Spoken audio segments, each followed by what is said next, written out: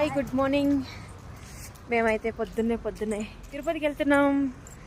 మా పొట్టిదాంది పుట్టినరోజు ఉంటా. అయ్యో ఏమి కనపాల మబ్బు కుదిరి బ్యాక్ సైడ్ ఆ రోజు వచ్చిందే తిరునాళ్ళకి దానికి ఏం కనపాల. అది చూడండి శైలేష్ గేట్కి నడుచుకోని పోతాను. మెయిన్ రోడ్లోకి వెళ్ళి బస్ ఎక్కాల. పొద్దున్నే మంచి రోడ్ ఎట్లుంది. రోడ్లు కూడా కనపడవు, ఇంత మబ్బులు ఆరగతనే ఉంటాయి. క్రిస్మస్ ట్రీ ఈరోజు 20, ఇంకా 5 days ఉంది.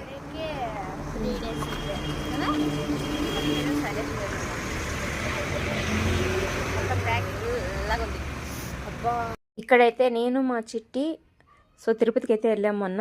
ఆ రోజు తీసిన వీడియో అనమాట. మనకేంటంటే వీడియో ఎడిటింగ్ చేసే టైం లేక ఎప్పుడు టైం ఉంటే అప్పుడు మాత్రం ఎడిటింగ్ చేసి వీడియోస్ అయితే అప్లోడ్ చేస్తున్నాను. ఇంకా శైలేష్మి గేట్ నుంచి వసకోటకి బస్ అయితే ఎక్కేసాము.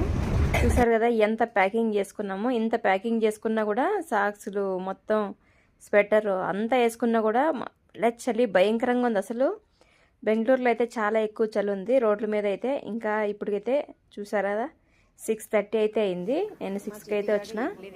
6:30, 7:30 వరకు వెయిట్ చేసినాం బస్ కోసం. తర్వాత 7:30కి అయితే వచ్చింది. స్టాండింగ్లో పోయాను అది కూడా చాలా వరకు. ఇక్కడైతే ఒక పల్మనేరు దగ్గర అయితే హోటల్ దగ్గర అయితే ఆపారు. ఇంకా మా చిట్టిగాడు ఇడ్లీ కాలన్నాడు, వాడికి ఇడ్లీ అయితే ఇచ్చేసాను. నేనైతే పొంగల్ తీసుకున్నాను. నాకు పొంగల్ అయితే చాలా ఇష్టం.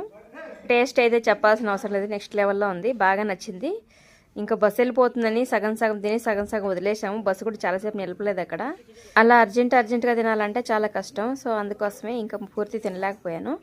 ఇంకా ఫైనల్గా అయితే తినేసి బయటకైతే వచ్చేసాను. బయటకైతే వచ్చిన తర్వాత చూడండి ఇక్కడైతే నిలిపారు హోటల్ దగ్గర. బ్యాక్గ్రౌండ్ అయితే చూపిస్తున్నాను మొత్తం.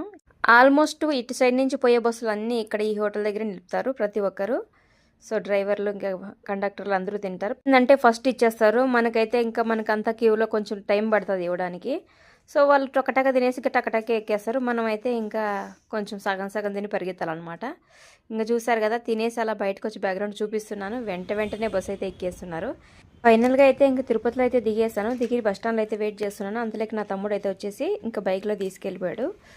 వెళ్ళేటప్పుడు అయితే ఇలా వీడియో అయితే షూట్ చేశాను అనమాట. చాలాసార్లు నేను గమనించాను, తిరుపతికి వెళ్ళినప్పుడల్లా ప్రతిసారి తిరుపతికి ఎంట్రీ అయినప్పటి నుంచి చాలా ఎగ్జైట్మెంట్గా అనిపిస్తుంది. చాలా ప్రశాంతంగా చాలా పాజిటివ్గా ఉంటుంది మైండ్.